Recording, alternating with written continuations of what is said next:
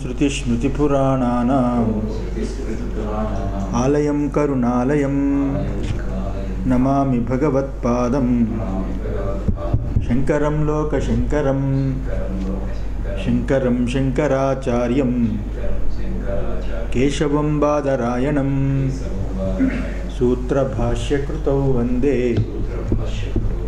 भगवन्तौ पुनः पुनः।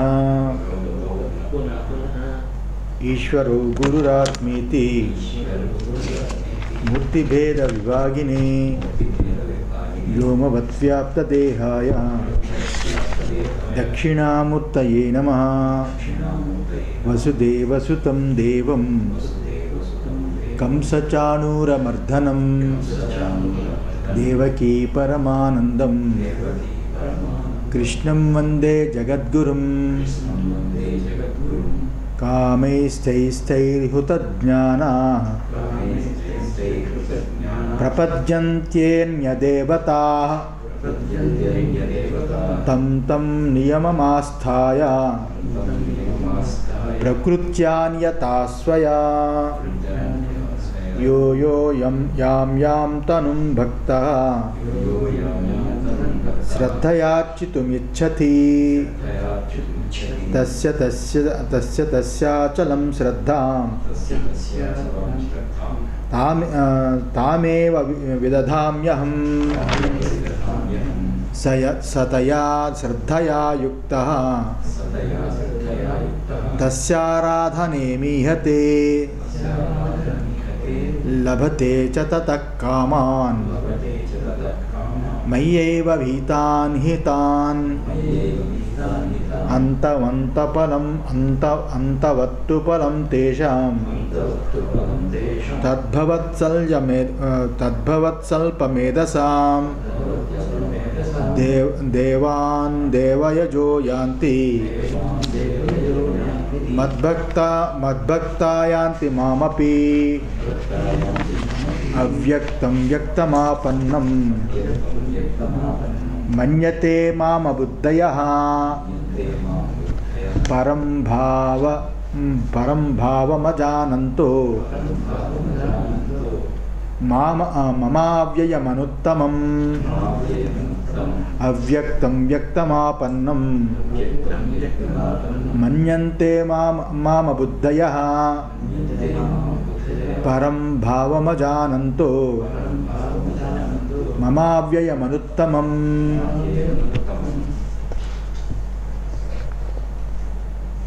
ఏడు ఈ అధ్యాయంలో 21, 22, 23 శ్లోకాలు దాని యొక్క విషయాన్ని అవ్యక్తం వ్యక్తమాపన్నమని చెప్పబోతున్నాడు. అంటే శరణు పొందకపోవడానికి కారణం ఏమిటి అని ప్రశ్న వేశాడు. ఆ ప్రశ్న జవాబుగా 24వ శ్లోకం చెబుతున్నాడు. ఆ యొక్క ఎందుకు నిన్ను శరణ పొందలేకపోతున్నారు అనే ప్రశ్న ఎందుకు వచ్చిందంటే ఈ 21, 22, 3 శ్లోకాల యొక్క పూర్తి తాత్పర్యం భగవంతుడు ఎందుకు భజించటం లేదు అనే ప్రశ్నకి ముందు విషయాన్ని చెప్పాడు. జ్ఞాని విషయమై గురించి ముందు చెప్పాడు.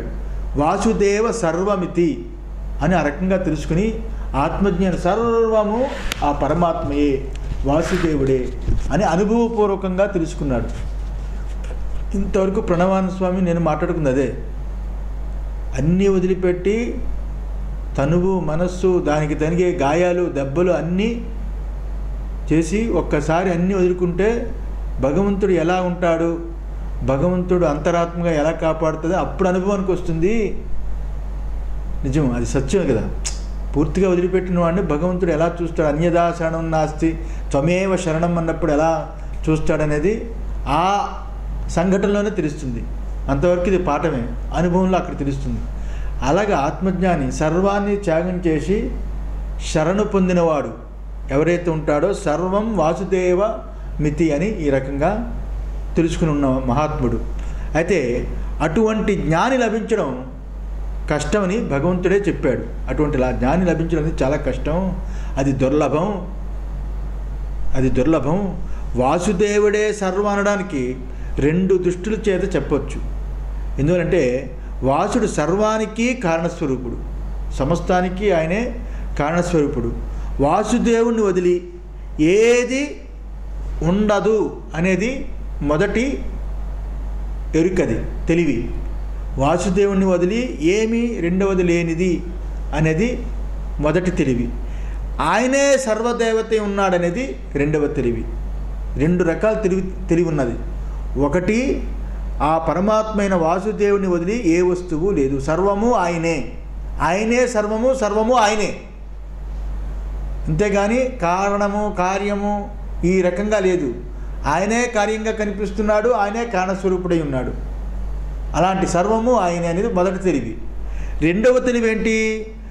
ఆయనే సర్వదేవతలే ఉన్నాడు అనేది రెండవ తెలివి.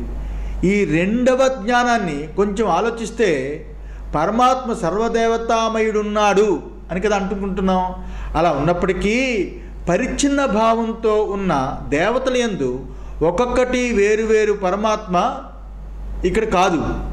మామూలు సామాన్యం ఏమనుకుంటారు? ఒక్కొక్కడికి వేరు పరమాత్మ అనుకుంటారు. ఎవరు ఊహించుకుంది వాళ్ళే. కానీ జ్ఞానం ఈ రెండవది చెప్పేది ఏదైతే అన్ని దేవతల్లోని అన్ని దేవతలు ఆయన అయి ఉన్నాడు అని దాన్ని ఆలోచిస్తే పరమాత్మ సర్వదేవతామయుడై ఉన్నాడు. అంతేగాని పరిచ్ఛిన్న భావంతో కూడుకుని దేవతల యందు ఒక్కొక్కటి వేరువేరుగా ఉన్నాడని కాదు. ఇక్కడ ఆయన వేరువేరుగా ఉన్నాడని కాదు. ఒక్కొక్క దేవతకు ఒక్కొక్క పరిచ్ఛిన్నమైన శరీరం ఉంది. దేవతలకు మాత్రం పరిచ్ఛిన్నమైన శరీరం ఉంది. ఆయన దేవతలు పరిచ్ఛిన్నమైన శరీరం కాబట్టి ఆయన కూడా పరిచ్ఛిన్నంగా ఒక్కొక్క శరీరంలో ఒక్కొక్కడు లేడు. దేవతలకు మాత్రం పరిచ్ఛిన్నమైన శరీరాలు ఇప్పుడు మనలాగే వాళ్ళకి ఉన్నాయి. ఒక్కొక్క దేవతకి ఒక్కొక్క లోకం ఉంది. ఒక్కొక్క దేవతకి ఒక్కొక్క లోకం ఉంది. ఉపనిషత్తు చెబుతుంది. నక్షత్ర మండలాలు ఏమనుకున్నామని అడిగాడు. ఉపనిషత్తులో వస్తుంది. నాకు తెలియదు ఏమిటి ఆ నక్షత్ర మండలం అన్నాడు. దాని గురించి వర్ణిస్తాడు. నక్షత్ర మండలం అంతా కూడా ఒక్కొక్కటి ఒక్కొక్క లోకం. అన్ని లోకాలు ఉన్నాయి పైన, అన్ని కోటాను కోట్ల లోకాలు ఉన్నాయి అని. 3,000,000 దేవతలకి 3,000,000 కుంపట్లు లోకాలు. ఎవడు సాధువు అయితే అందరూ పీఠాధిపతి అయిపోవాలి. ఒక వ్యవస్థ, ఒక ఇది ఎలాగైతే ఎంతమంది సాధువులు అయితే అన్ని కుటియాలు ఎన్ని అయిపోతూ ఉంటాయో ఆ రకంగానే అనేక రకం ఎవరు దేవత అయిపోతే వాళ్ళకి లోకం అక్కడ పర్మనెంట్. ఆ రకంగా అన్ని లోకాలమయం అని చెప్పాడు. ఒక్కొక్క దేవతకి ఒక్కొక్క లోకం ఉంది. అలాగే ఒక్కొక్క క్రియ కూడా ఉంది. అందరి దేవతలు ఒకటే క్రియ కాదు. కన్ను అనేది ఏమైనా మనకి కన్ను వల్ల మనకి ఏమైనా కన్ను కనిపించడం, లేకపోతే ఏదైనా రోగం వస్తే కంటికో దేవత ఉంది, చెవికో దేవత ఉంది, ముక్కుకో దేవత ఉంది, గాలికో దేవత ఉంది, ఆహారానికో దేవత ఉంది. ఇవి కాకుండా వేరే కష్టాలకో దేవత ఉంది. ఇలాగా వాటి క్రియలు కూడా వేరుగా ఉన్నాయి. అందుకని మన వాళ్ళు అనేక దేవతలకు ఒక్కొక్క దానికి ఒక్కొక్క ఉపాసన, ఆ దేవతకి సంబంధించిన ఆ పార్ట్ కానీ, ఆ కష్టం కానీ, ఆ దుఃఖం కానీ వాటిని పోగొట్టుకోవడానికి పుణ్యం. అన్ని దేవుళ్ళు ఒకటేరా అని ఇప్పుడు చెప్పేవాళ్ళకి అంటే ఏమి తెలియదు. అన్ని దేవుళ్ళు ఒకటి కాదు. ఒక్కొక్క దేవుడు ఒక్కొక్క రకమైన ఫలితాన్ని మన కష్టాన్ని తగ్గట్టుగా అది తీర్చి ఫలితాన్ని ఇస్తూ ఉంటాడు. ఇది విషయం. మనం ఎలాగే అనేకంగా ఉన్నాం, దేవతలు కూడా అలాగే అనేకంగా ఉన్నారు. మనకి క్రియల్లో ఎలాగైతే భేదం ఉందో దేవతల్లో కూడా క్రియాభేదం ఆ రకంగా ఉంది. అయితే ఈ దేవతల విచారం ముందు అధ్యాయంలో చూపించాడు. ఇక్కడ 3-5 అధ్యాయాల్లో దేవతల విచారం చాలా ఎక్కువగా వచ్చింది. గుర్తుందా? దేవతల విచారం 3-5 అధ్యాయాల్లో చాలా ఎక్కువగా వచ్చింది. ఆ దేవతల విచారం ముందు అధ్యాయంలో 3-5 దాంట్లో ఈ రకంగా వచ్చింది. అయితే దేవతలకి పరమాత్మకి ఉన్న సంబంధం ఏమిటి? అది కదా మనకి 22-23 చెప్పాడు. 22-23 చెప్పాడు. దేవాన్ దేవయజోయాంతి అనే 23 వరకు చెప్పాడు కదా. దేవతలకి పరమాత్మకి ఉన్న సంబంధం ఏమిటి? అక్కడ మనలాగే వాళ్ళకి క్రియాభేదం ఉంది. మనలాగే అనేక ఎవరి ఇల్లు వాళ్ళు, ఎవరి కుంపటి ఎవరి ఇల్లు వాళ్ళది అన్నట్టుగా ఎవరు లోకాలు వాళ్ళకు ఉన్నాయి. మనకెన్ని కోరికలు ఉన్నాయో వాళ్ళకి ఎన్ని కోరికలు ఉన్నాయి. మన కోరికలు తీర్చుకోవడానికి వాళ్ళు ఉపయోగపడతారు, వాళ్ళ కోరికలు తీర్చుకోవడానికి మనం ఉపయోగపడతాం. ఇది అందువల్ల ద్యులోకానికి భూలోకానికి ఉన్న సంబంధం అంత ఉంది. పాతాళ లోకానికి సంబంధం లేదు. అందువల్ల దేవతలతో సంబంధం లేదు కాబట్టి పాపిష్టి జీవాలు. మనకి దేవతలతో సంబంధం ఉంది కాబట్టి పుణ్య దేహాలు. పుణ్యం అంటే పుణ్య పాప మిశ్రమ దేహాలు. మనం పుణ్యకర్మ చేస్తే కానీ దేవతల సంబంధం కుదరదు. లేకపోతే పాపమే ఆ పశుపక్షాదుల్లాగే వాడితో సమానం. పుణ్యం చేస్తే దొరుకుతుంది వాడికి. ఆ పుణ్యం చేసినా పుణ్యం చేయాలనే భావం కూడా లేదు పాతాళంలో ఉన్న మిగతా జీవరాశులకి. ఆ భావం కూడా లేదు కాబట్టి పూర్తి నికృష్టమైన జన్మలు. కానీ మానవ జన్మ ఉత్కృష్టమైనది ఎందుకన్నా అంటే పుణ్యము పాపము మిశ్రమంతో కూడుకుంది. పుణ్యాన్ని పెంచుకుని పుణ్యంతో చేస్తే ఆ దేవతల యొక్క అనుసంధానం అవుతుంది. అది వీళ్ళకి ఉంది. అది కింద జీవాలకి లేవు. అంతే తేడా. అందువల్ల ఈ రకమైన వాళ్ళకి మనకి ఒకే రకమైన బేరేజ్ ఒకటే ఉంది. అయితే దేవతలకి పరమాత్మకు ఉన్న సంబంధం ఏమిటి అంటే ఎవరు ఏ దేవతా శరీరాల్ని ఎవరు ఏ దేవతా తనువు అన్నాడు కదా, ఏ దేవతా శరీరాల్ని శ్రద్ధతో అర్చన చేయడానికి ప్రయత్నం చేస్తారో ఆయా భక్తులు దాని యందు శ్రద్ధ కలిగి ఉంటారు. ఏ దేవత శ్రద్ధతో అర్చన చేయడానికి ప్రయత్నిస్తారో ఆయా భక్తుడికి ఆ శ్రద్ధతోటే వాడు ఫలాన్ని ఇస్తూ ఉంటాడు. అతడు శ్రద్ధతో కూడుకుని ఆ దేవత యొక్క ఆరాధనకి చేయడానికి ప్రయత్నం చేస్తూ ఉంటాడు. మరలా ఆ అర్చన వల్ల తనకు కావలసిన కోరికలన్నీ పొందుతూ ఉంటాడు. ఇచ్చిపుచ్చుకోవడం. వాడికి కావాల్సింది హవిస్సు, హోమం, మంత్ర అనుష్ఠానం ఇవన్నీ వాడికి కావాలి. అవి ఉన్నప్పుడు వాడి లోకంలో బలం వస్తుంది. ఇది ఒకరికొకరికి అవినాభావ సంబంధం ఇచ్చిపుచ్చుకోవడం అన్నమాట. ఈ రకంగా ఆ ఫలాలు ఆ కోరికలు పొందుతూ ఉంటారు. అయితే భగవంతుడు ఏమన్నాడు, ఆ పరమాత్మ ఆ ఫలాలు ఏవైతే ఉన్నాయో అవి నేనే ఇస్తాను. ఆ ఫలాలు నేనే ఇస్తాను. ఆ ఉపాధులు దేవతా ఉపాధులున్న ఆ లోకంలో వాళ్ళు క్రియలతో కూడుకున్న వాళ్ళు ఆ రకంగా ఆయా ఆశలకు తగ్గట్టుగా ఆయా లోకంలో ఆయా దేవతలున్న ఆశలు కోరుకునేవాడికి నెరవేర్చడానికి వాళ్ళు రెడీగా ఉన్నా వాళ్ళ ద్వారా ఆ కోరికలు తీర్చేటట్టుగా ఆ ఫలాలు వాళ్ళు పొందేటట్టుగా నేనే వాళ్ళల్లో ఉంటాను అన్నారు. అంటే అర్థం ఏమిటి, అన్ని దేవతల్లోని ఆయన ఒకడే ఉన్నాడు. దేవతల యొక్క ఉపాధులు మాత్రం వేరువేరుగా ఉన్నాయి. ఈ వాక్యం వల్ల ఈశ్వరుడికి దేవతలకి గల సంబంధం ఏంటో అర్థమైంది. ఈశ్వరుడికి దేవతకు ఉన్న సంబంధం లోపట దయా కరుణ, అవతలవాడి యొక్క రుణం తీరాలి, అవతలవాడి యొక్క కోరిక నెరవేర్చాలి అనే సంకల్పం ఏదైతే ఉందో అది ఈశ్వరాధీనం. మనమే ఉండాలి, మనమే స్వార్థంగా ఉండాలి, మనం తప్ప ఇంకొక రెండో అడుగు గురించి ఆలోచించకూడదు అనేది అది మనస్సు యొక్క సంకల్పం. అందులో లోపట మనస్సు ఉంది, ప్రత్యేగాత్మ ఉన్నాడు. ప్రత్యేగాత్మ స్వరూపం తెలియనంత వరకు ఫలదాత ఆయనే. ప్రత్యేగాత్మ యొక్క నిజస్వరూపం తెలియనంత వరకు ఆయనే ఫలదాత. ఈ రకంగా ఈ వాక్యం వల్ల ఈశ్వరుడికి దేవతకు ఉన్న సంబంధం ప్రస్ఫుటమైంది. దీనిని సరిగా గుర్తించక ఇతర దేశస్థులు కొంతమంది ఈ ఇతర దేశస్థులు అవనివ్వండి, కొంతమంది మన దేశస్థులు అవనియండి, ఈ భారతీయులు అవనియండి, అనేక ఈశ్వరవాదులు వీళ్ళు అనేక మంది దేవతలు ఉన్నారు. ఏదంట చెట్టును పూజిస్తారు, పుట్టను పూజిస్తారు, ఇంకోటి పూజిస్తారు, అనేక దేవతలు ఉన్నారని చెప్తారు. మాకైతే ప్రభు అక్కడే. వీళ్ళకి బుద్ధి లేదు, బుర్ర లేదు, దేవుళ్ళు అనేకం అంటారు. వాళ్ళకి ఆ ప్రభు అనే కాన్సెప్ట్ కూడా వాళ్ళకి పూర్తిగా లేదు. ప్రభు ఎక్కడుంటాడో కూడా వాళ్ళకి తెలియదు. ఇంతమంది జనాలకి ఒక్క ప్రభు ఎలా నెరవేరుస్తాడో కూడా వాళ్ళకి ఐడియా లేదు. అంతమంది జనాలకి ఎన్నెన్ని కోరికలు ఉంటాయో అన్నెన్ని దేవతలు, ఇక్కడ ఎలాగైతే లోకం ఉందో అన్ని లోకాలు పైన ఉన్నాయని, అన్ని లోకాలు అంతమంది ఉన్నారు దేవతలని, ఆ దేవతలకి దీనికి సంబంధం ఉందని మన వేదం చెప్తుంది. వర్షం కురిపించే వరుణదేవుడికి అగ్నిని ప్రజ్వలం చేసే అగ్నిదేవుడికి సంబంధం లేదు. అగ్ని వేరు, వరుణుడు వర్షాలు కురిపించేవాడు వేడు కదా. అలాగే ఆ యొక్క గాలికి సంబంధించి గాలిదేవుడు వేరు. గాలి ఆడితే పోను, అస్సలు వాడు గాలి లేదు అని అనుకున్నాం అనుకోండి, ఆ గాలిదేవుడికి అనుగ్రహం కలిగే గాలి ఇచ్చి మంచి చల్లదనం చేస్తాడు. వర్షం పడినప్పుడు గాలి వస్తే ఇంకా ఆనందంగా ఉంటుంది. చాలా ఎన్నెన్నో పక్షులు అన్నీ కూడా విప్పి అంతా నాట్యం చేస్తూ ఉంటాయి, నెమళ్ళు అలాంటివి. ఆ వర్షంలో ఉన్న చిన్న గాలికి ఆ ఆనందం వేరు. వీళ్ళందరూ ఎవరి కంట్రోల్లో ఉన్నారు? ఇంద్రుడి కంట్రోల్లో ఉన్నారు. ఇంతమంది దేవతలు వేరుగా మనకి కనీసం ఒక 4-5 కనిపిస్తున్నారు కదా. ప్రకృతికి సంబంధించిన దేవతలు వీళ్ళు, ప్రకృతికి సంబంధించిన. మనసుకి సంబంధించిన దేవతలు ఇంకా చాలామంది ఉన్నారు. ఎందుకంటే మనసుకి వేలాది కోట్ల ఆశలు ఉన్నాయి, కోరికలు ఉన్నాయి. అంతమంది దేవతలు ఉన్నారు. ప్రకృతి మాత్రం 5 ఆశలు, పంచభూతాలకు సంబంధించిన దేవతలు, అవాయిక దేవుళ్ళు కదా. ఇంత స్టోరీ ఉంది. ఇది ప్రత్యక్షంగా కనిపిస్తుంది. మన మనోభావాలు ప్రకృతిని జాగ్రత్తగా ఆలోచిస్తే మనది ఫిట్ అవుతుంది. మన వేదం చెప్పింది, వాళ్ళది ఫిట్ అవ్వదు. అందువల్ల విదేశస్తులు ఈ రకంగా అనుకుంటారు. అయితే మన దేశంలో ఉన్న కొంతవారు తెలుసో తెలియకో వారినే ఫాలో అయిపోతారు. తెలుసో తెలియకో వాళ్ళనే ఫాలో అయిపోతారు. వాళ్ళ అభిప్రాయం కరెక్ట్, వాళ్ళ అభిప్రాయం కరెక్టే రా, వాళ్ళు చెప్పింది. వాళ్ళ థాట్ గొప్పగా ఉంటుంది, వాళ్ళ ఆలోచన కరెక్ట్. విదేశీయులు సిస్టమ్గా ఉంటారు, వాళ్ళతో ఒక పాలసీ ఉంది అని ఒక కథ కూడా చెప్తారు.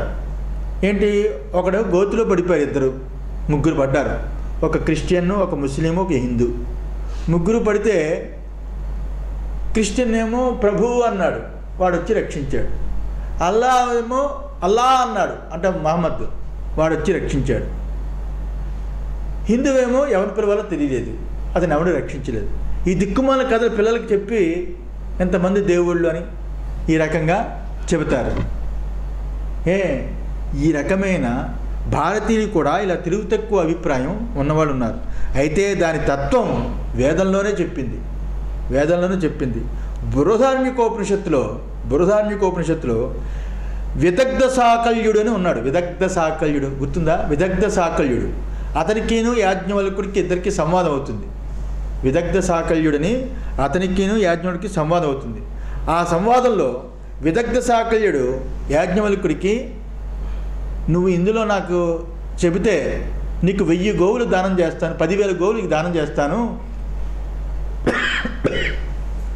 నేను అడిగే ప్రశ్నకి జవాబు చెప్తా అని అన్నాడు. అలాగే చెప్తా అన్నాడు. యాజ్ఞవల్కుడు అడిగాడు, విదగ్ధ సాకల్యుడు అడిగాడు, ఏమని? దేవతల సంఖ్య ఎంత అని అడిగాడు. దేవతల సంఖ్య అక్కడ చర్చకు వచ్చిందనమాట. ఆ చర్చకు వచ్చినప్పుడు అందరూ కొలువులో ఉన్నారు. ఆ కొలువు ఉన్నప్పుడు ఆ విదగ్ధ సాకల్యుడు కొలువులో కూర్చున్నాడు, యాజ్ఞవల్కు ఆయన ఆవిడ కూర్చున్నాడు. చర్చకు వచ్చింది. చర్చకు వచ్చినప్పుడు యాజ్ఞవల్కుడిని అడిగాడు, ఏమని? ఏ యాజ్ఞవల్క, దేవతలు ఎంతమంది దేవతలు అన్నాడు. అంటే 33 కోట్లు అని చెప్పాడు. 33 కోట్లు అని అంటే 3,000 అని అంటూ వస్తుంది అక్కడ. 3,000 అంటే 33 కోట్లని, 33 కోట్లు అని చెప్పాడు. దేవతలు ఎంతమంది? 33 కోట్లు. అయితే మళ్ళీ అడిగాడు ఆ విదగ్ధ సాకల్యుడు, మళ్ళీ అడిగాడు రెండోసారి. మళ్ళీ అడిగి దేవతలు నిజంగా ఎంతమంది అన్నాడు. 33 కోట్లు అని చెప్పాడు. దేవతలు నిజంగా ఎంతమంది అని మళ్ళీ తట్టి అడిగాడు. అంటే 33 అన్నాడు. మళ్ళీ అడిగాడు, దేవతలు నిజంగా ఎంతమంది అని మళ్ళీ అడిగాడు. అంటే 6 మంది అన్నాడు. 33 కోట్లు 3 ఇక్కడ 33 అయ్యారు. 3 మళ్ళా 6 మంది అన్నాడు. మళ్ళా నిజంగా దేవతలు ఎంతమంది అని మళ్ళీ అడిగాడు. అంటే 3 అన్నాడు. 3 అన్నాడు. అయితే నిజంగా దేవతలు ఎంతమందో నిజం చెప్పు అన్నాడు. 2 అన్నాడు. ఇంకా ఇప్పుడు నిజం చెప్పు ఎంతమంది దేవతలు అని అడిగాడు. అప్పుడు చెప్పాడు 1.5 అన్నాడు. 1.5 అని చెప్పాడు. 3 సంఖ్యను వదలటలేదు, 1.5 అని చెప్పాడు. మళ్ళా నిజంగా దేవతలు ఎంతమంది అని మళ్ళీ అడిగాడు. 1 అని చెప్పాడు. 1 అని చెప్పాడు ఆ కొలువులో, ఆ చర్చలో. అప్పుడు ఆ 1 యొక్క మహిమే వేరు దేవతలకి ఉందని ఆ ఉపనిషత్తులో వచ్చింది. ఆ 1 యొక్క మహిమే అనంతమైన 33 కోట్ల దేవతలకి అందరికీ ఆ 1 యొక్క మహిమే అందరికీ ఉంది. నిజమైన దేవతలు వాళ్ళు కారు, వాళ్ళు కేవలం దివ్యమైన శరీరాలతో కూడుకుని ఉపాధులు 33 కోట్ల మంది ఉపాధులు ఉండొచ్చు, కానీ వాళ్ళకి ఏమాత్రం కూడా ఇచ్చే చైతన్యం వాళ్ళ దగ్గర లేదు. ఎంత మనం గొప్పవాళ్ళనుకున్నా లోపల చైతన్యం లేకపోతే శరీరం ఎలా సమమైపోతుందో, వాళ్ళది కూడా ఆ లోపల చైతన్యం లేకపోతే ఆ దివ్య శరీరాల్లో వాళ్ళు కూడా జడమైపోతారు, వాళ్ళు నశించిపోతారు. వాళ్ళు ఆ దేవతలు నశించిపోకుండా ఆయా లోకాల్లో అంటిపెట్టుకుని ఉన్నారు. వాళ్ళకి బలం చేకూర్చడానికి, బలం పొందడానికి కింద లోకం వాళ్ళు ఇచ్చిస్తే వాళ్ళు పుచ్చుకొని, అవతల వాళ్ళేమో కింద లోకాల వాళ్ళకి ఇవ్వడానికి ఈ రకంగా బేరేజ్ కల్పించుకున్నారు అనడానికి ఆ రెండింటికి అనుసంధానం కట్టారంటే ఆ పరమాత్మ ఒక్కడే. ఆయన లోపటుండి చేస్తున్నాడు, ఆయన ఒక్కడే నిజం, మిగతా అంతా దేవతలు ఉపాధులు మాత్రమే, నిజమైన దేవత ఆయన ఒక్కడు అని అక్కడ కథ వస్తుంది. ఆ రకంగా ఆ ఒక్కరి మహిమ వల్లే వేరు వేరు దేవతలని ఆ ఉపనిషత్తులో ఉంది. అంటే పరమాత్మ ఒక్కడే వారి వారి కోరికలు పరిపూర్తి చేయడానికి అనంత శక్తి గల వాడై ఉన్నందుకు పరమాత్మ ఒక్కడే వారి వారి యొక్క కోరికలు పూర్తి చేయడానికి, పూర్తి చేయాలి అంటే ఆయన అనంత శక్తుడై ఉండాలి. ఎవరెవరి కోరికలు పూర్తి చేయాలంటే కోటాను కోట్ల మంది అందరికీ పూర్తి చేయాలంటే ఇది సృష్టి సామాన్యమా? సర్వ సూర్యచంద్ర నక్షత్రాదులు వెలుకొని సకల జీవరాశులు చూసుకుంటే ఆ సృష్టిని ఊహిస్తే తట్టుకోలేము. అలాంటి సర్వ సృష్టి, అనంతమైన సృష్టి అంతటికీ అనంత శక్తి ఉన్నవాడు అవడం చేత ఆయా భక్తులకి ఆయా దేవతలు పూజించేటట్టుగా ఆయనే చేసి ఆ పూజించబడే దేవతల ద్వారా ఆయనే ఫలాలు ఇస్తున్నాడు. ఒక్కడే దేవుడు అని ఈ రకంగా జరిగింది. అంటే సాపేక్షక బుద్ధి వలన లోకంలో మనం వ్యవహారంలో ఇప్పుడు కోర్టు యందు మెజిస్ట్రేట్ ఎవడైతే ఉంటాడో, కోర్టులో మెజిస్ట్రేట్ అయినవాడు భార్యకి భర్తగా ఉంటాడు కదా, అలాగే పిల్లలకి తండ్రిగా ఉంటాడు, అలాగే అల్లుడికి మామగారులా ఉంటాడు, అలాగే ఒక్కడే కదా మెజిస్ట్రేటు ముగ్గురికి 3 రకాలుగా ఉంటాడు. ఆ రకంగా భగవంతుడు ఒక్కడే, పరమాత్మ ఒక్కడే. పేదవారికి లక్ష్మీపతిగా ఉంటాడు, బలహీనులకి బలమిచ్చే ఇంద్రుడిలా ఉంటాడు. ఇంద్రుడు వజ్రాయుధం పట్టుకుని వెళ్తే ఇంద్రుడిలా ఉంటాడు. రైతులకి వర్షం ఇచ్చే వరుణుడిలా ఉంటాడు. ఒకడే పరమాత్మ.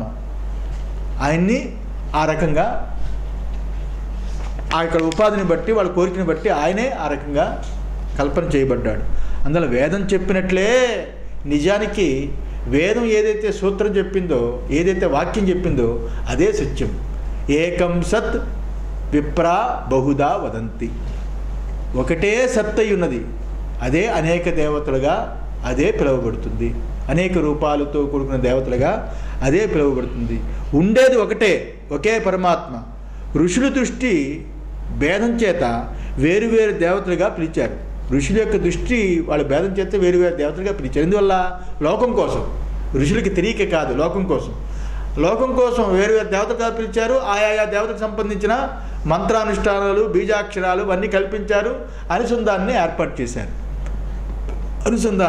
ఏర్పాటు చేశారు. చిన్న చిన్న కాలువ వలన వారికి చిన్న చిన్న ఫలాలు లభించే ఫలం లభించినా అదే నది అని ఏ అవివేకి భ్రమించడు కదా. చిన్న చిన్న కాలువలు అంటే పిల్ల కాలువలు అంటాం కదా. చిన్న చిన్న కాలువ వలన ఆయా కోరికలు వారి చిన్న చిన్న ఫలాలు లభించినప్పటికీ అదే పెద్ద నది అండి, జీవనది. గంగా యమున సరస్వతి లాంటి జీవనది ఇది, ఈ పిల్ల కాలువ అని అనుకుంటాడు. ఏ వివేకి అనుకోడు కదా, అలాగా ఏ వివేకి అనుకోడు కదా. ఆ రకంగానే ఇంద్రుడి వల్ల కానీ, వరుణుని వల్ల కానీ, లేకపోతే అగ్ని వల్ల కానీ, ఇలా దేవతలు ఎవరైతే ఉన్నారో వారి కోరికలు నెరవేర్చినప్పటికీ, వారు ఆయా కోరికలు నెరవేర్చినప్పటికీ ఆ ఫలాలు అంతయు ఏవైతే ఉన్నాయో ఆ ఫలాలు అన్నీ ఆయన వల్లే కలిగాయి, ఇంద్రుడి వల్లే కలిగాయి, ఆయనే దేవుడని అనుకున్నవాడు వివేక భ్రమించడు. ఎందుకంటే అవివేకి అల్పబుద్ధి ఉన్నవాడు కాబట్టి అంతటితోటే తృప్తి అవుతాడు. నువ్వే దేవుడు నాకు అని ఒక ఫోటో పెడతాడు, అక్కడితో ఆగిపోతాడు. అందువల్ల వివేక ఆ రకంగా పిల్ల కాలువల యొక్క ఆ కాలువను చూసి ఇదే పెద్ద నదిని ఏ రకంగా భ్రమించడో, వివేకి ఆ రకంగానే చిన్న చిన్న కోరికలు తీర్చే దేవతల యొక్క శరీరాలు చూసి, దేవతలు చూసి ఆ రకంగా మోహం చెందడు, భ్రమించడు. అవివేకి అయితే అల్ప సంతోషి కాబట్టి అక్కడితో ఆగి అతనే దేవత అతనే దేవుడని ఆగిపోతాడు. ఈ రకంగా ఒక్కొక్క దేవతని పూజించినా ఆయా దేవతల యొక్క స్థానమే చివరికి లభిస్తుంది. ఒక్కొక్క దేవతని ఎవరైతే పూజిస్తున్నారో, ఎవరైతే ఏ దేవతను ఎక్కువగా ఆరాధిస్తారో ఆయా దేవతల స్థానానికి వెళతారు. అంతే. నాకు మేధానందపురి బాగా ఇష్టం అనుకోండి, ఎక్కువ కైలాసాశ్రమానికి ఇష్టం, అక్కడికే వెళ్తాను.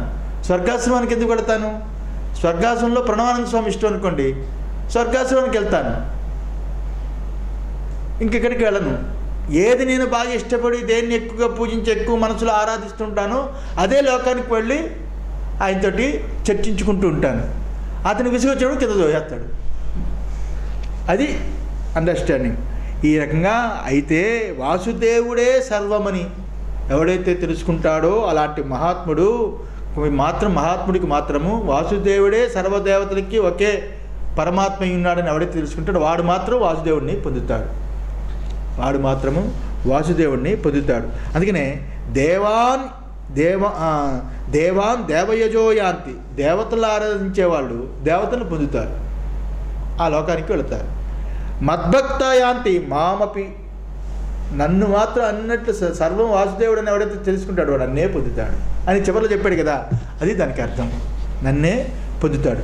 ఇది భగవంతుడి యొక్క ఆరాధనలో సమస్త ఫలములు అంతర్గతమై ఉన్నాయని తెలపడానికే ఈ యొక్క మూడు శ్లోకాలు వచ్చాయి. సమస్త దేవతల యొక్క ఫలాలు ఏవైతే ఇస్తున్నారో, సమస్త దేవతల యొక్క ఫలాలు, సమస్త దేవతల్ని ఏదైతే ఆరాధన చేస్తున్నా వాళ్ళు ఇచ్చే సమస్త ఫలాలు ఏవైతే ఉన్నాయో ఆ ఫలాలకి అంతర్గతమై ఉన్నాయి.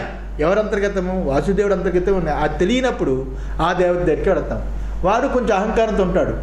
వాడు మహాపుణ్యాత్మ చేత భూలోకంలో చేసి దేవత అయ్యాడు, కానీ వాడికి అహంకారం ఉంది. నేనే అంటాడు. కేనోపనిషత్తులో వచ్చింది ఆ కథలు. నేనే అని ఇంద్రుడు ఉంటే ఇంద్రుడికి బుద్ధి చెప్పింది హైమవతి. వాడికి అహంకారాలు ఉంటాయి. నేనే అనుకుంటాడు వాడికి జ్ఞానం లేదు. వాడికి పుణ్యం చేత లోకం వచ్చింది కానీ జ్ఞానం చేత లోకం రాలేదు. జ్ఞానం చేత లోకం రాదు, వాడు బ్రహ్మ అయిపోతాడు. పుణ్యం చేత లోకం వచ్చింది. ఆ పుణ్యకర్మ చేసిన వాడిని నేను పుణ్యం చేత ఈ లోకానికి వచ్చాను, పుణ్యమే నాకు అని ఆ పుణ్యమనే అహంకారం వాడికి ఉంటుంది. నేనే అని అనుకుంటాడు, అది వాడికి జ్ఞానం లేదు. నువ్వే అనుకుంటాడు, వీడికి జ్ఞానం లేదు. ఎవరికి జ్ఞానం ఉంది? నువ్వు అనుకున్నవాడు నేనే అనుకున్నవాడు ఇద్దరికీ తానే ఉన్నాడు ఆ పరమాత్మ. వాడికి ఆ జ్ఞానం ఉంది, వాడు ఆ బ్రహ్మమునే పొందుతాడు అని ఇంతవరకు అయింది. ఇప్పుడు 24వ శ్లోకం. అవ్యక్తం వ్యక్తమాపన్నం మన్యంతే మామబుద్ధయః పరం భావమజానంతో మమావ్యయమనుత్తమం. మరి ఈ రకంగా ఉంటే నిన్నే సర్వము వాసుదేవుడే అని తెలుసుకుని నిన్నే ఎందుకు మరి శరణ పొందరు? ఎందుకు ఈ చిన్న పిల్ల కాలువలు వీళ్ళ శరణ పొందుతారు? డైరెక్ట్గా నిన్నే శరణ పొందొచ్చు కదా, ఎందువల్ల పొందరు అంటే దానికి చెప్తున్నాడు భగవంతుడు. అవ్యక్తం అప్రకాశం వ్యక్తిం ఆపన్నం ప్రకాశం గతం ఇదానీం మన్యంతే మాం నిత్య ప్రసిద్ధం ఈశ్వరపి సంతం. అవ్యక్తం, అవ్యక్తం అంటే అవ్యక్తుడై ఉండి, అప్రకాశం నేను ఎవరికి కనబడకపోవడం చేత నేను అవ్యక్తుణ్ణి, దేవతల్లోని నేనున్నాను. దివ్యమైన శరీరాలు చూడగలడు, భవ్యమైన శరీరాలు చూడగలడు. దివ్యము భవ్యము వదిలిపెట్టి వాడు ఏది చూడగలడు? జ్యోతనమైన ప్రకాశమైన శరీరాన్ని సూర్య చంద్ర నక్షత్రాల వరకు అగ్ని చూస్తున్నాడు, ఆ దివ్య శరీరాలు చూస్తున్నాడు, భవ్యమైన ఉపాధుల్ని చూస్తున్నాడు. ఈ శరీరాలు పంచభౌతాత్మిక శరీరాలు చూస్తున్నాడు. ఈ రెండు వదిలిపెట్టి ఏం చూడగలడు పాపం? అందువల్ల నేను అవ్యక్తుడిని కాబట్టి వాడికి నేను కనబడకుండా, అప్రకాశం అంటే నేను కనబడకుండా ఉన్నాను. ప్రకాశం లేనివాడిని కాదు, నేను వాడికి కనబడకుండా ఉన్నాను. వ్యక్తిం ఆపన్నం ప్రకాశం గతం ఇదానీం. ఈ రకంగా కనబడకుండా ఉండి, ఏ రకంగా? వ్యక్తం, వ్యక్తిం అంటే ఇక్కడ వ్యక్తభావంతో కనబడకుండా ఉన్నాను. వ్యక్తభావంతో నేను ఆ దేవతా ఉపాధిని నేను కాదు, భౌతికమైన ఉపాధి నేను కాదు, ఉపాధుల్లో ఉన్న ప్రత్యేగాత్మని. అవ్యక్తంగా ఉన్నాను, నేను వ్యక్తం కావటం లేదు. అలా వ్యక్తం కాకపోవడం చేత నేను ఎవరికి కనబడనని నేను ఎవరికి తెలియబడనని, నన్నెవరు చూడక, నా యందు ఎవరు దృష్టి పెట్టక, నా స్వరూపం ఇదానీ ఈ స్వరూపమైనప్పటికీ, ఏ స్వరూపము? నిత్యప్రసిద్ధం ఈశ్వరం, నిత్యప్రసిద్ధుడైన ఈశ్వరుడై ఉన్నప్పటికీ నేను కనబడేవాని కాదు, నేను ఎవరికి తెలియబడేవాని కాదు. అసలు అతను ఉన్నాడో లేదో తెలియదు. ఈ దేహాదులే, ఈ దేవతా దేహాదులే నిజంగా కనబడేవి, ఇవే తోచేవి, వీటికి మాకు సంబంధము అని ఈ రకంగా అనుకొని, నన్ను అప్రసిద్ధుడు అనుకొని, నా వల్ల ఉపయోగం లేదనుకొని అని అర్థం. అప్రసిద్ధుడు అనుకొని, నేను ఉపయోగం లేదనుకొని అలాగ అనుకున్నప్పటికీ నా స్వరూపం బట్టి ఈశ్వర సర్వభూతానాం హృద్దేశే అర్జున తిష్టతి. సర్వ ప్రాణులలో నేను వ్యాపకుడైనప్పటికీ, శాసించేవాడినైనప్పటికీ, ఏ దేవత ఈ అని లోపట ఆ సాక్షిగా చెబితే వాడికి బుద్ధి కలిగి ఆ పూజించేవాడికి ఆ యొక్క కోరికను తీరుస్తాడు. లోపల సాక్షిని నేను చెప్పకపోతే వాడు ఏ కోరికను తీర్చలేడు, నెరవేర్చలేడు. అలాంటి ఈశ్వరునైనప్పటికీ సంతం అబుద్ధయ, బుద్ధి లేని వాళ్ళు ఎవరైతే ఉన్నారో ఆ బుద్ధి లేని వాళ్ళు, అబుద్ధయ అంటే ఆ బుద్ధి లేని వాళ్ళు, నేను ఈశ్వరుని బుద్ధి లేని వాళ్ళు, అవివేకులు ఎవరైతే ఉన్నారో వాళ్ళు ఈ రకంగా మన్యంతే, ఇలా తలుస్తారు, ఈ రకంగా తలుస్తారు. ఏమి నేను కనబడనని, నేను కనబడవేని కాదని, అవ్యక్తమని ఈ రకంగా నన్ను తలుస్తారు, నన్ను పక్కన పెట్టారు అని అర్థం. పరంభావం పరమాత్మస్వరూపం అజానంతః అవివేకినః మమ అవ్యయం అవ్యవహరితం అనుత్తమం నిరతశయం మదీయం భావం అజానంతో మన్యంతే ఇత్యర్థః. అందువల్ల అలాంటి వాళ్ళు అవివేకులు ఈ రకంగా తెలుస్తున్నారు.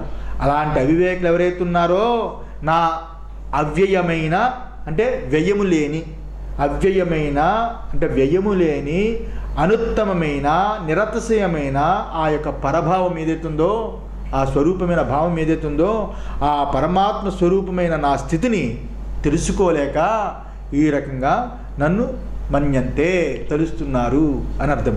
నాశరహితము నిరతిశయము అయిన నా పరభావమును అంటే నా పరమాత్మ యొక్క స్వరూపము తెలుసుకోలేనటువంటి బుద్ధిహీనులైన మానవులు నిత్య ప్రసిద్ధుడైనట్టు ఈశ్వరుడైనట్టు నన్ను ఇంతకుముందు లేనట్టుగా,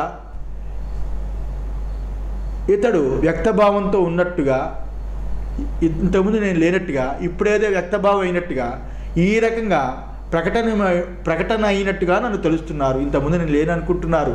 నన్ను ఎందుకు వీళ్ళందరూ నన్ను కొలుస్తున్నారు, కృష్ణ కృష్ణ కృష్ణ అని? ఇంతకుముందు నేను లేననుకున్నారు. అవ్యక్తంగా ఎప్పుడూ ఉన్నాను. ఇప్పుడేమో వసుదేవుడు పుడితే వాసుదేవుడు వాసుదేవుడు వాసుదేవుడు అని నన్ను కొలుస్తున్నారు ఈ ఉపాధిని పట్టుకుని. ఇప్పుడు వ్యక్తమైన వాడిని ఇప్పుడు నేను ఉన్నట్టుగా తెలుస్తున్నారు. ఒకప్పుడు లేననుకుంటున్నారు. కానీ అవ్యక్తంగా నేను ఈశ్వరుడై ఉన్నాను, వ్యక్తంగా నేను కృష్ణుడిగా ఉపాధితో కూడుకుని ఉన్నాను. అది తెలియటం లేదు. నన్ను కృష్ణుడిగానే ఆరాధిస్తున్నారు కానీ అవ్యక్తమైన విరాట్ ఈశ్వరుడిగా నన్ను ఆరాధించలేకపోతున్నారు. అందువల్ల నన్ను ఫలాలు అడుగుతున్నారు. నా స్వరూపాన్ని తెలిస్తే మోక్షాన్ని అడుగుతారు. అది వాళ్ళకి తెలియదు. అది కిటుకు. నిన్న అప్రకాశం అనుకుంటున్నారు. నేను కనబడకపోవడం, నా నిజస్వరూపం కనబడకపోవడం చేత నా అబద్ధపు స్వరూపం కృష్ణుడిగా, వసుదేవుడు పుట్టిన కృష్ణుడిగా చూస్తున్నారు. కాబట్టి నా అబద్ధపు స్వరూపాన్ని నమ్మి ఇదే నాకు ఫలాలు ఇవ్వండి, ఫలాన్ని ఇదే నిజం అనుకున్నారు. ఒకప్పుడు లేరు అనుకుంటున్నారు. ఇప్పుడు నేను వ్యక్తమయ్యాను, ఇప్పుడు ఉన్నాను అనుకుంటున్నారు అని అర్థం. ఇక్కడ చిన్న రహస్యం ఉంది. ఏంటంటే భగవంతుడు అంటే ఇక్కడ మనం తెలుసుకోవాల్సింది అంటే ఇప్పుడు చెప్పిందంటే భగవంతుడు అంటే ఒక వ్యక్తి కాదు అని చెప్పాడు ఆయన. భగవంతుడు అంటే ఒక ఉపాధిని పుచ్చుకునే ఒక వ్యక్తి కాదు. అది దేవతా ఉపాధి కావచ్చు, లేకపోతే మానవ ఉపాధి కావచ్చు. భగవంతుడు అంటే ఒక వ్యక్తి కాదు. ఇప్పుడు ఎవరైనా బస్సు కింద లేకపోతే దేని కూడా పడిపోయే సమయంలో టప్పున ఆ పిల్లని రక్షిస్తే దేవుళ్ళా రక్షించావు బాబు అంటాం. ఎంత బాధలో కూడా బాబు దేవుడు బాబు అని అనం, దేవుళ్ళలాగా అంటాం. అంత బాధల్లో కూడా లాగా వలే అనే మాట వాడతాం. దేవుడు వలే అంటాం కానీ దేవుడు అయిపోడు కదా. అందువల్ల భగవంతుడు అంటే ఒక వ్యక్తి కాదు, అందులో ఆయన వ్యక్తం కాదు. వ్యక్తి అయితే వ్యక్తం అవుతాడు, ఆయన ఒక వ్యక్తి కాదు. ఆయన కూడా అతని అవతార రూపాలు చూసి మత్స్య అవతారం, కూర్మ అవతారం, ఇంకోటి ఏంటి నరసింహ అవతారం, వరాహ అవతారం, ఇలాంటి అవతారాలన్నీ చూసి భగవంతుడు వ్యక్తం అయ్యాడు అని అనుకొని పూర్వం ఉన్న నా యొక్క అవ్యక్తమైన రూపాన్ని ఇప్పుడు వ్యక్తమయ్యానని మూడులు అనుకుంటున్నారు. అవ్యక్తమైన రూపాన్ని ఇప్పుడు వ్యక్తమయ్యానని పూర్వం నేను అవ్యక్తుడై ఉండి ఇప్పుడు వ్యక్తమయ్యానని వాళ్ళు అనుకుంటున్నారు. అర్థమవుతుందా? పూర్వం నేను అవ్యక్తుడిగా ఉండి ఇప్పుడు వ్యక్తమయ్యాను అనుకుంటారు. ఇది ఎంత అబద్ధం. అవ్యక్తమైన పరమాత్మ సర్వవ్యాపకుడై ఉన్నాడు. సర్వవ్యాపకమైన పరమాత్మ ఒక్క చిన్న ఉపాధిలో వ్యక్తాలు అవుతాడు. అన్ని ఉపాధుల్లోనే ఆయనే వ్యక్తమై ఉన్నాడు. అన్ని ఉపాధులుగా కళ్ళుగా, ముక్కుగా, చెవిగా, శరీరంగా, చర్మంగా, సప్తధాతువులుగా, బయట ఉన్న దేవతలుగా, నక్షత్రాలుగా, సూర్యుడిగా, చంద్రుడిగా అన్ని ఉపాధులు ఆయనే వ్యక్తమై ఉన్నాడు.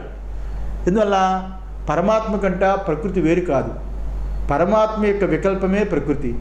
ప్రకృతి వేరు, పరమాత్మ వేరు కాదు. పరమాత్మ యొక్క స్వరూపం తెలియకపోవడమే ప్రకృతి. ప్రకృతి అంటే నానా రకమైన ప్రాణులు, సకల ప్రాణులు, బ్రహ్మ మొదలుకుని గడ్డిపోత వరకు సకల ప్రాణుల యొక్క ప్రకృతి అంతా ఆయన యొక్క స్వభావమే, ఆయన యొక్క స్వరూపమే, ఆయన యొక్క స్వభావమే. ఇప్పుడు మనము వ్యక్త దృష్టితో చూచినప్పుడు ఆయన స్వభావం, అవ్యక్త దృష్టితో చూసినప్పుడు కేవలము ఉత్తమ పురుషుడే, పురుషోత్తముడే, ఆయన తప్ప రెండవది లేదు అని రెండు దృష్టిలు మన వాళ్ళు బోధించారు. అందువల్ల నేను వ్యక్తం కాకముందు లేనివాడిని, వ్యక్తమైన తర్వాత ఇప్పుడు ఏదో కొత్తగా పుట్టానని మూడులు భావిస్తూ ఉంటారు. ఇక్కడ శ్రీకృష్ణుడు ఎవరైతే ఉన్నాడో ఆ శ్రీకృష్ణుడు అనే అతడు పూర్వం ఉండలేదు.